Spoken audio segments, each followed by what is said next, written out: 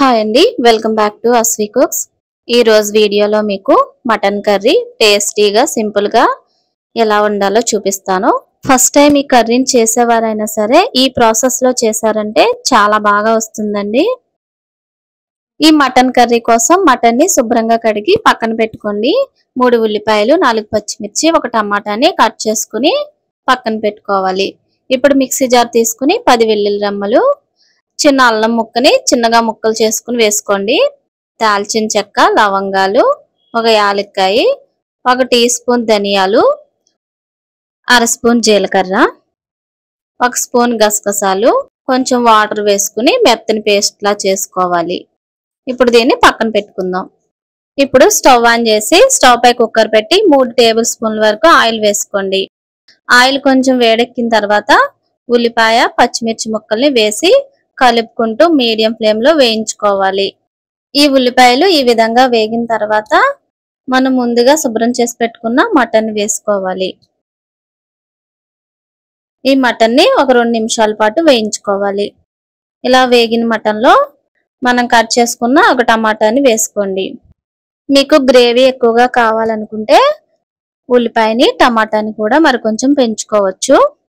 ఇలా కొంచెం మగ్గిన తర్వాత కూరకు సరిపడా ఉప్పు, కొంచెం పసుపు, మీరు తినే కారాన్ని బట్టి కారాన్ని వేసుకోండి. ఇక్కడ నేను 2 స్పూన్ల కారం అయితే వేస్తున్నానండి. ఇలా కారం వేసిన తర్వాత మనం ముందుగా మిక్సీ పట్టుకున్న మసాలా పేస్ట్ ని కొంచెం ఉంచి సగానికి పైగా వేసుకోండి. ఇలా వేసిన తర్వాత ఈ మసాలా పేస్ట్ పచ్చివాసన పోయేంత వరకు కొంచెం వేయించిన తర్వాత తగినన్ని నీళ్లు పోసుకోవాలి. ఈ నీళ్లు మరీ ఎక్కువగా పోయకూడదండి. కుక్కర్లో వండుతున్నాం కాబట్టి కొంచెం తగ్గించే వేసుకోవాలి. ఇలా నీళ్లను వేసుకున్న తర్వాత ఒకసారి కలుపుకొని కుక్కర్ మూతకి బెల్ట్ పెట్టి 8 విజిల్ వచ్చేంత వరకు మీడియం ఫ్లేమ్ లో ఉడికించాలి. మనం హై ఫ్లేమ్ లో పెట్టి ఉడికించామంటే ఫాస్ట్ గా విజిల్స్ వచ్చేసి మటన్ అనేది సరిగ్గా ఉడకదండి. మీడియం ఫ్లేమ్ లో పెట్టుకుని ఉడికించుకోండి. ఇలా విజిల్స్ వచ్చిన తర్వాత స్టవ్ ఆఫ్ చేసుకుని కుక్కర్ లో ఉన్న ఆవిరంతా పోయిన తర్వాత మూత తీసి ముక్క ఉడికిందో లేదో చూసుకోవాలండి. మనం తీసుకునే మటన్ కూడా ఒక్కొక్కటి లేట్ గా ఉడుకుతుందండి, ఒక్కొక్కటి తొందరగా ఉడుకుతుంది. ఒకవేళ ఉడకకపోతే మరొక 2 విజిల్స్ కూడా రానివ్వచ్చు. ఇప్పుడు ఇలా ఉడికిన మటన్ లో మిక్సీ పట్టుకున్న మసాలాని వేసుకోవాలి. మనం ఆల్రెడీ ఫస్ట్ కొంచెం వేసామండి, మిగిలిన దాన్ని ఇప్పుడు వేసేసుకోవాలి.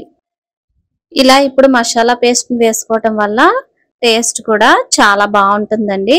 మసాలా ఫ్లేవర్ కూడా బాగా తెలుస్తుంది. ఉప్పు కారం సరిపోకపోతే ఇప్పుడు చూసి వేసుకోవచ్చండి. మరొక 2 నిమిషాల పాటు ఈ కూరని దగ్గరికి ఉడికించి స్టవ్ ఆఫ్ చేసుకోవాలి. ఇలా వండిన మటన్ కూర చాలా టేస్టీగా, ముక్క సాఫ్ట్ గా చాలా బాగుంటుందండి. ఒకసారి మీరు కూడా తప్పకుండా ట్రై చేసి చూడండి. ట్రై చేసి ఏ విధంగా వచ్చిందో కామెంట్ చేయండి. మన ఛానల్లో చేపల కూర, అలాగే చికెన్ కూర సింపుల్ గా టేస్టీగా ఏ విధంగా తయారు చేయాలో వీడియోస్ ఉన్నాయి, చూడండి. ఈ వీడియో కనుక మీకు నచ్చినట్లయితే లైక్ చేసి షేర్ చేసి ఛానల్ ని సబ్స్క్రైబ్ చేసుకోండి. మరొక మంచి రెసిపీతో మళ్ళీ కలుసుకుందాం. Thank you for watching.